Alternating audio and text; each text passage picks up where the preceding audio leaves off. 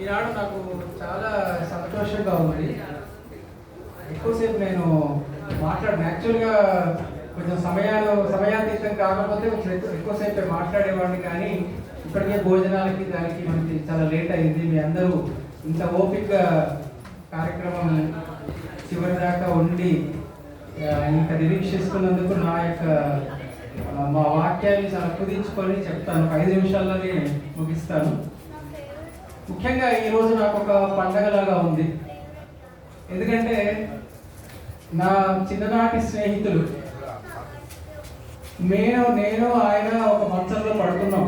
అంటే చిన్నప్పుడు ఒక ఇంట్లో వారింటికి వెళ్ళి నేను అక్కడ వారి అమ్మగారి దగ్గర వారింట్లో గడిపేవాడిని. వారు మా ఇంటికి వచ్చేవారు. మా స్కూల్లో మా క్లాస్మేటు, బెంచ్ మేటు, మా క్లాస్ లీడరు, చిన్ననాటి నుంచే నాయకత్వ లక్షణాలు, మా క్లాస్ మానిటర్ అనమాట ఆయన. మమ్మల్ని అందరినీ ఒక క్రమశిక్షణలో పెట్టినటువంటి నా చిరకాల మిత్రుడు, జీవితంలో మచ్చలేని నాయకుడైనటువంటి శ్రీ సంభారి చంద్రశేఖర్ గారు. ఆయన నా మిత్రుడు అని చెప్పడం నేను ఎంతో గౌరవంగా, సగౌరవంగా, గర్వంగా చెప్తున్నాను. ఎందుకంటే రాజకీయాలలో ఒక చిన్న మచ్చలేని నాయకుడు ఆయన కనుక 2 మెట్లు దిగున్నట్లయితే ముఖ్యమంత్రి అయి ఉండేవాడు. అసలు ఒక స్థాయిలో ఆయన ఉప ముఖ్యమంత్రిగా ఇస్తామని రాజకీయంగా కొన్ని సాక్రిఫైజెస్ చేస్తే ఆయనకి ఇస్తామన్నా కూడా ఆయన మాత్రం ఎప్పుడు కూడా మెట్టు దిగలేదు అన్నమాట. ఇక అలాగే మా స్నేహితులు వచ్చారు, రామ్ గోపాల్, విష్ణు, అంకుశ్ అని. వాళ్ళందరూ మా స్కూల్లో మా క్లాస్మేట్స్. ఇక మా బ్యాచ్మేట్స్ శ్రీ విద్యానాథ్ శాస్త్రి గారు, సంపత్రావు గారని, జయరామ్ రెడ్డి గారు, వీరందరూ కూడా మా సహాధ్యాయులు. మాతో పాటు ఉద్యోగంలో వారు ట్రైనింగ్ అవ్వడం, మాకు సర్వీస్లో మాతో కలిసి పనిచేసినటువంటి మిత్రులు, వారందరి సమక్షంలో. ఇక జ్యోతిష శాస్త్రంలో నిష్ణాతులైనటువంటి వారు, గవర్నమెంట్ సర్వీసులు చేసుకుంటూ మళ్ళీ జ్యోతిష శాస్త్రాన్ని అధ్యయనం చేసి అందులో నిష్ణాతులైనటువంటి శ్రీ జ్యోతిష గురువులు, ఎందరికో మార్గదర్శకత్వం వహిస్తున్నటువంటి శ్రీ జాలా సోమనాథ శాస్త్రి గారికి, వారు నాకంటే వయసులో చిన్నవారు కాబట్టి నేను వారు కానీ పిఎస్ మూర్తి గారు వారు కూడా జ్యోతిష గురువులు, శ్రీ ఉపద్రష్ట గారు, వీరందరి యొక్క సమక్షంలో, అంటే నా చిరకాల మిత్రులు, నా జ్యోతిష గురువులు, నిష్ణాతులు. ఇక పోతే నా బంధువులు అంటే 2 రకాలు ఉంటారు. ఒకటి రక్త సంబంధీకులు, ఆత్మీయ బంధువులు.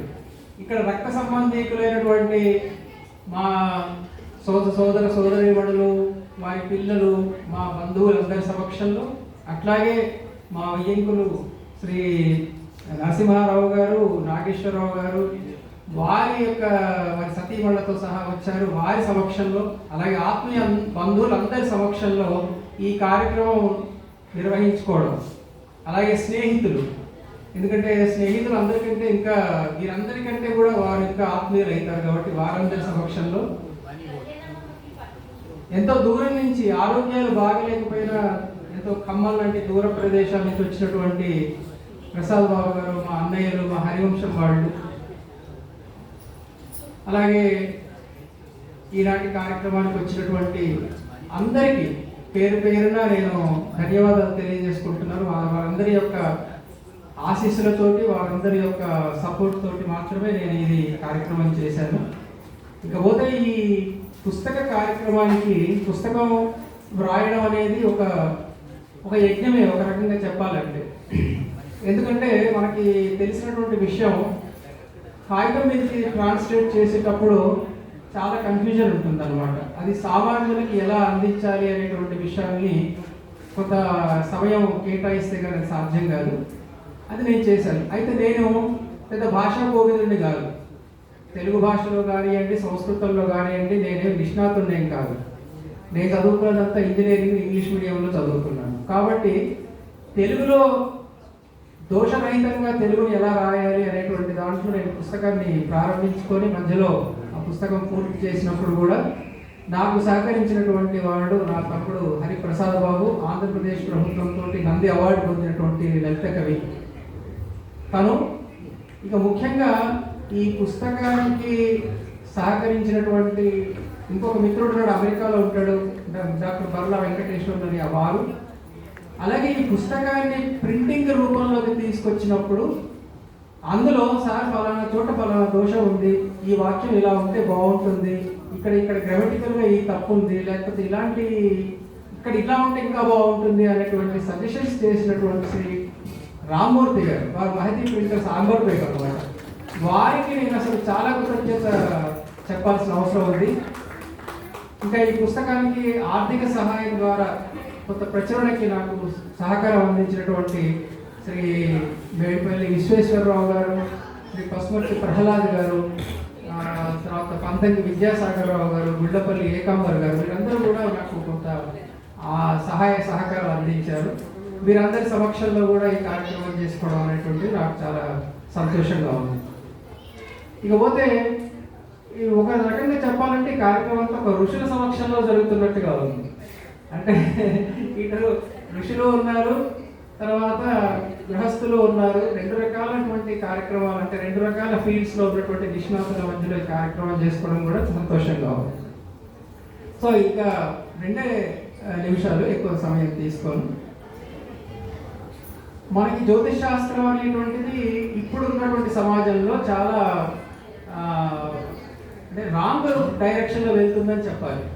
ఎందుకంటే చాలామంది ఈ శాస్త్రాన్ని ఏదో ఒక వాళ్ళకి ఉన్నటువంటి కష్ట సమయాన్ని ఎట్లా దాటాలి, లేకపోతే పెళ్లికి సంబంధించిన మ్యాచెస్ ఏ విధంగా చేయాలి, ముహూర్తాలు ఏ విధంగా పెట్టుకోవాలి, ఇలాంటి కార్యక్రమాలకు మాత్రమే ఇది పరిమితం అవుతుంది. అక్కడ సమాజంలో ఏమవుతుందంటే ఎవరైతే అవసరం ఉండి వాళ్ళ దగ్గరికి వెళ్తున్నారో, అంటే నేను అందరినీ అంటలేదు, కొంతమంది దగ్గరికి వెళ్ళినప్పుడు వాళ్ళని ఎక్స్‌ప్లాయిట్ చేస్తున్నారు అనమాట.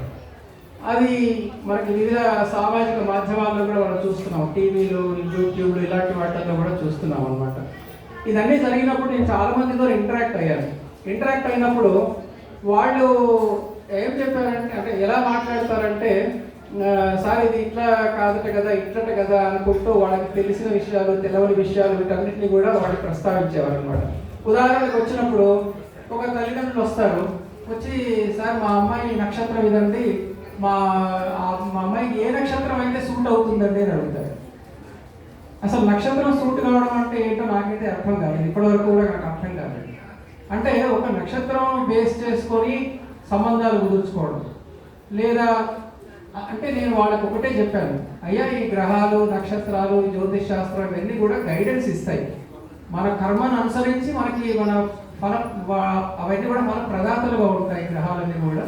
కాబట్టి జ్యోతిష్ శాస్త్రాన్ని ఒక సూచికగా, ఒక మార్గదర్శిగా మాత్రమే తీసుకోవాలి. అంతేగాని ఈ శాస్త్రమే అంత 100% కరెక్ట్గా చెప్తుంది కాబట్టి దీన్ని బేస్ చేసుకొని మేము మా జీవితాన్ని నిర్ణయించుకుంటాము అంటే మాత్రం అది సరికాదు.